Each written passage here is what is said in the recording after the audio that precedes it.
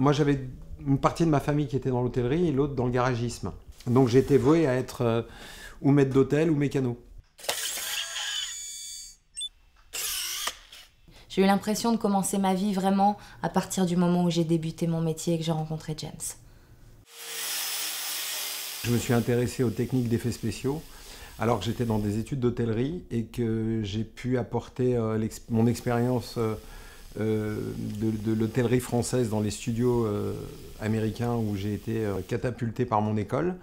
Et je suis tombé au milieu des effets spéciaux et on peut dire que je suis tombé dans la potion, quoi. La potion magique. Même si on utilise vous le voyez, des décors un peu trash, moi je suis spécialisé dans les effets spéciaux trash. Hein, je fais pour les films d'horreur, mais je fais aussi des choses très jolies.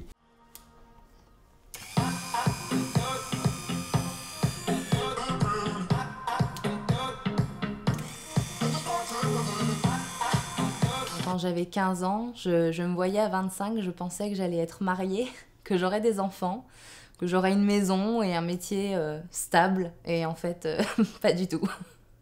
Et la première fois que j'ai craché du feu sur scène, c'était devant plus de 2000 personnes qui m'attendaient.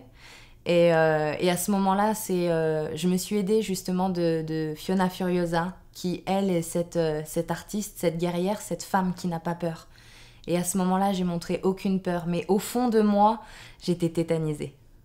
On véhicule de l'émotion, qu'elle fasse peur, qu'elle fasse rire, qu'elle fasse du bien, qu'elle fasse pleurer. Moi, mon but, en interprétant aujourd'hui, puisque je le rappelle, j'interprète mes propres personnages, c'est de véhiculer une émotion. J'ai un rapport direct qui est le sourire des gens, leurs applaudissements, leurs encouragements, et quelquefois en sortant de scène, oh, c'est super, c'est génial, vous m'avez fait vivre un moment extra, enfin moi et puis mon équipe, et en particulier ma compagne, avec qui on fait des spectacles tous les deux. Notre but c'est ça, c'est de véhiculer de l'émotion.